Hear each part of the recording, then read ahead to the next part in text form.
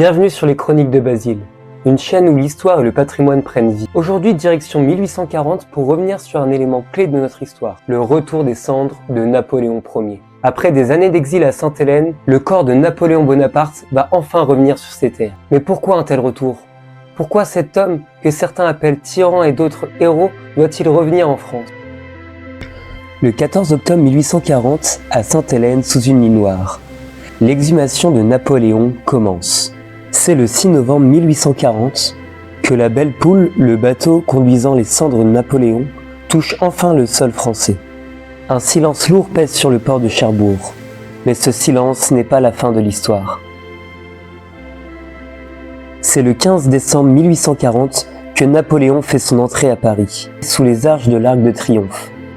La foule, les militaires, les anciens soldats de la Grande Armée, tous sont présents. Le char transportant la dépouille de Napoléon avance lentement. Un silence profond envahit la ville. Victor Hugo, présent ce jour-là, témoigne. Le soleil perça les nuages comme pour bénir ce retour. Nous sommes ici à Courbevoie, une ville proche de Paris. Elle cache une histoire fascinante, celle de Napoléon Bonaparte et du souvenir impérial. En 1865, la ville érige une colonne rostrale imposante pour commémorer le passage des cendres de l'empereur sur la Seine. Mais le temps et le développement urbain en ont eu raison. Le 15 décembre 1940, sous l'ombre de l'occupation allemande, la France s'apprête à commémorer un événement historique, le centenaire du retour des cendres de Napoléon Bonaparte. Une stèle est prévue pour porter les dernières volontés de Napoléon. Il est écrit « Je veux reposer sur les bords de la Seine, au milieu du peuple français que j'ai tant aimé. » Mais cette journée prévue pour célébrer la grandeur de l'empereur va se transformer en fiasco. Plongeons dans cette étrange histoire où la mémoire napoléonienne s'est heurtée à la réalité de la Seconde Guerre mondiale. En décembre 1940, la France est sous domination allemande. Le régime de Vichy, dirigé par le maréchal Pétain, collabore avec Hitler, tandis que la population française subit la guerre et l'occupation. Un autre événement vient perturber ces préparatifs. Hitler décide de rapatrier les cendres de Napoléon II, le fils de Napoléon, surnommé aussi l'Aiglon. Les cendres de celui-ci sont rapatriées en train depuis Vienne pour arriver en France le 15 décembre 1940. Oui, vous avez bien entendu, c'est le 15 décembre, le même jour que la cérémonie du centenaire du retour des cendres prévue à Courbevoie pour Napoléon. Pour Hitler, le retour des cendres de Napoléon II, donc de l'Aiglon, est une occasion politique afin de renforcer la collaboration avec la France. Admirateur de Napoléon, Hitler espérait que ce retour renforcerait la collaboration en amadouant les Français. Il avait également fixé la date symbolique du 15 décembre, écho au retour des cendres de Napoléon en 1840.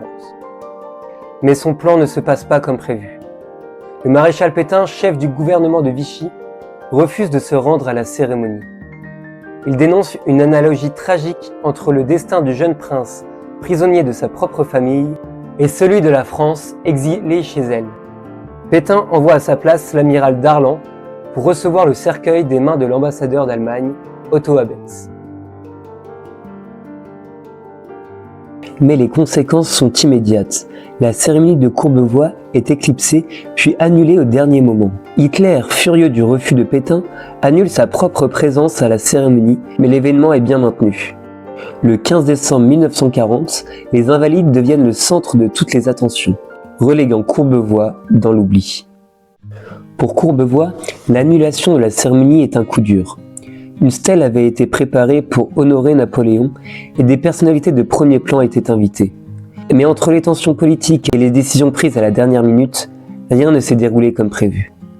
La mémoire de Napoléon Ier, qui devait briller ce jour-là, s'est retrouvée éclipsée par celle de son fils, instrumentalisée à des fins politiques par le régime nazi. Mais la mémoire de Napoléon à Courbevoie renaît en 1980 avec l'inauguration d'une seconde stèle sur la place Napoléon Ier.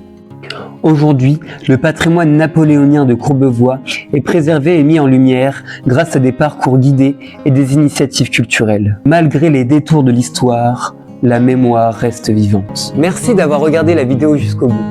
Si elle vous a plu et que vous voulez soutenir la chaîne, N'hésitez pas à vous abonner pour ne rien louper de la suite des vidéos. Et je vous dis à très vite pour de nouvelles aventures historiques.